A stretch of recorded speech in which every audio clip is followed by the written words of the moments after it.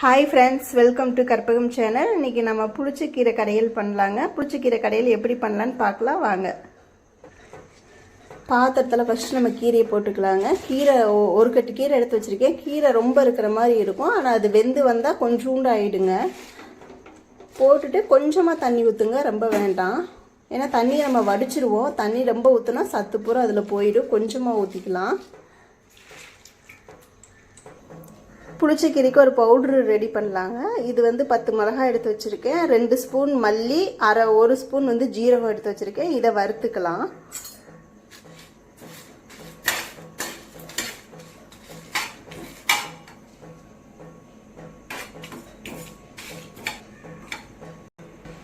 இது நல்லா வறுத்தாச்சுங்க. இதை ஆற விட்டு நம்ம பொடி பண்ணிட்டு வந்துக்கலாம். இந்த பொடி தான் காரம், இந்த வாசம் எல்லாமே புளிச்சக்கீரையில் எடுத்து கொடுக்கறது.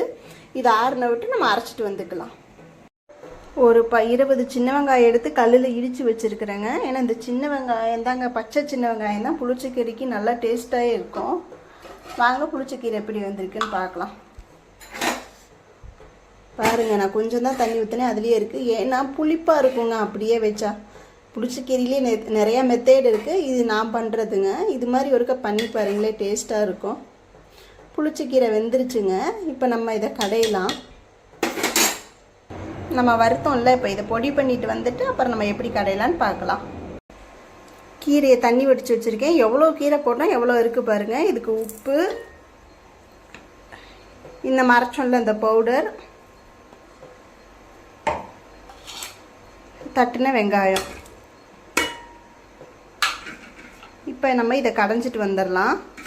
இது கடைய முடியல அப்படின்னு நினச்சிங்கன்னா மிக்சியில் போட்டு மிக்சி ஜாரில் ஒரு ஸ்பல்லு முட்டு விடுங்க. ஏன்னா வெங்காயம் ரொம்ப நைஸாக அரைஞ்சிடும். வெங்காயம் தான் இதுக்கு டேஸ்ட்டே. வாங்க நம்ம மத்தில் தாங்க கடையிற நம்ம கடைஞ்சிட்டு வரலாம். புளிச்சக்கீரை கடைஞ்சிட்டு வந்துட்டேங்க. இதை சுடு சாப்பாட்டில் போட்டு பிசைஞ்சு சாப்பிட்டு பாருங்கள், அவ்வளோ டேஸ்ட்டாக இருக்குங்க. ஏன்னா இதில் அல்டிமேட்டே இந்த வெங்காயம் தாங்க. இந்த கீரையில் இந்த வெங்காயம் ஊற ஊற அவ்வளோ டேஸ்ட்டாக இருக்குங்க. சின்ன பிள்ளையில இது நான்லாம் அவ்வளோ சோறு சாப்பிடுவேன். இந்த புளிச்சக்கீரை இருந்தாலே அவ்வளோ டேஸ்ட்டாக இருக்கும். இதே மாதிரியே நீங்களும் செஞ்சு பாருங்கள். செஞ்சு பார்த்துட்டு எப்படி இருக்குன்னு சொல்லுங்கள். இந்த வீடியோ பிடிச்சிருந்தா லைக் பண்ணுங்கள், ஷேர் பண்ணுங்கள், சப்ஸ்கிரைப் பண்ணுங்கள். Okay, thank you.